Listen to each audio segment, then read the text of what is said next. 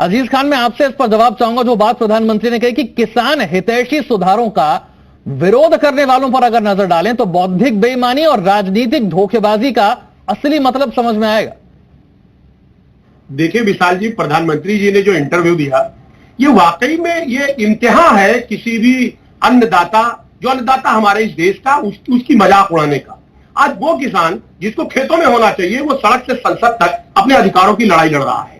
जिस तरीके से तीनों काले कानून बनाए गए, उसको खत्म करने के बजाय आज किसानों को मजाक उड़ाया जा रहा है। सवाल इस बात का है कि आखिर वो कानून जो किसानों के लिए बनाया गया विशाल जी, और किसान उससे संतुष्ट नहीं है, तो किसान के कानून को वापस लेने के बजाय इतने उच्च पद पर बैठे हुए माननीय प्रधानमंत्री महोदय किसान को ये कह रहे हैं कि साहब ये कहीं ना कहीं राजनीति से प्रेरित है, और राजनीतिक धोखाधड़ी का जो इस्तेमाल किया, इससे बड़ा धोखाधड़ी किसानों के साथ कुछ नहीं हो सकता, कभी भी नहीं हो सकता, जो माननीय मोदी जी ने धोखा किसानों को दिया है। क्योंकि जिस तरीके से ये सरकार किसानों की हितैषी नहीं है, ये उद्योगपतियों की हितैषी है। नहीं अजीज खान साहब, आप मुझे बताइए तो सही ना कि कृषि कानून से किसानों के साथ धोखा कैसे होता है?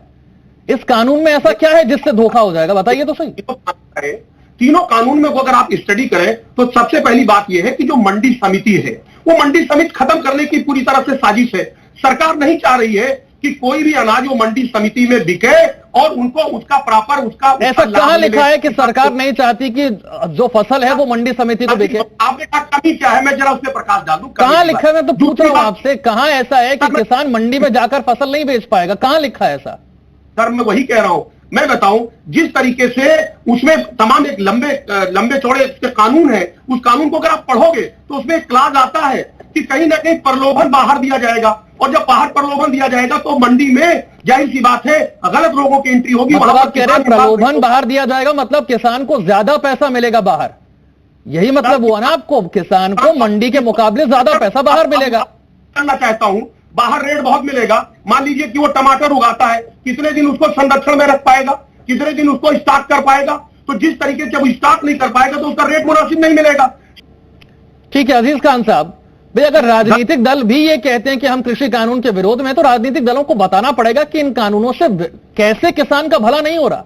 कहां इन कानूनों में लिखा है कि मंडियां बंद हो जाएंगी? कहां इन कानूनों में लिखा है कि आपको एमएसपी नहीं मिलेगा, जबकि एमएसपी तो पिछले 1 साल में कई बार बढ़ाया गया है?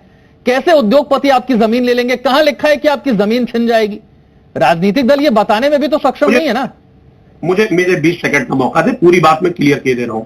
ये बताइए, इसी सरकार ने, इसी बीजेपी ने वादा किया था कि 2022 में किसानों का आय 2 गुना कर देंगे। साहब 2 गुना हो गया क्या? आज आप धान का रेट देखें, आप गेहूं का रेट देखें, आपने कहा बढ़ा दिया, एमएसपी बढ़ा दिया। धान पे जरा बताइए गेहूं पे कितना बढ़ाया? गेहूं पे मात्र 35 रुपया बढ़ाया हुआ है। धान पे भी कोई जिक्र नहीं किया गया। और खरीद कैसे हो रही है जरा देखें आप। आज गेहूं की खरीद तमाम फर्जी दस्तावेज लगा करके लोग गेहूं खरीद रहे हैं। सरकार फर्जी दस्तावेज शामिल करके गेहूं खरीद रही है। तमाम जो चीजें खरीदी जा रही है फर्जी दस्तावेज लगा करके खरीदी जा रही है। मैं आपको कई एग्जाम्पल दूं। रायपुर के रजपुरा टांडा के किसान सुच्चा सिंह का आप देखिए फर्जी दस्तावेज लगा करके जिस तरीके से उसको दिखाया गया, कहीं ना कहीं उसका एक बड़े लेवल पे उसका खुलासा हुआ। दूसरी बात मैं आपको बताऊं, इसी सरकार ने कहा था एमएसपी देंगे। साहब एमएसपी क्यों नहीं तय कर दे रही सरकार? सरकार ने कहा था, वादा किया था, एमएसपी क्यों नहीं तय किया?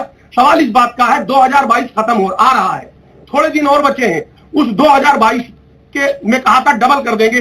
बताइए डबल हुआ नरेश जी? जरा बताएं इसको। तो किसान आज जो सबसे अपने आप को निरीह समझ रहा है, उस पे ये सरकार उसको और प्रताड़ित कर रही है। वो जो पैदा कर रहा है अनाज, आप देखिए सब चीजों के रेट बढ़ गए।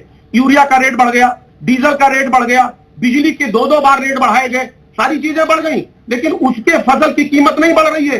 ये सरकार आज बदले की भावना से काम कर रही है। ये अहंकार में इस कदर डूबी है कि सरकार जो है वो किसान को कह रही है साहब ये आतंकवादी है, खालिस्तानी है, पाकिस्तानी है, उससे वार्ता नहीं कर रही है।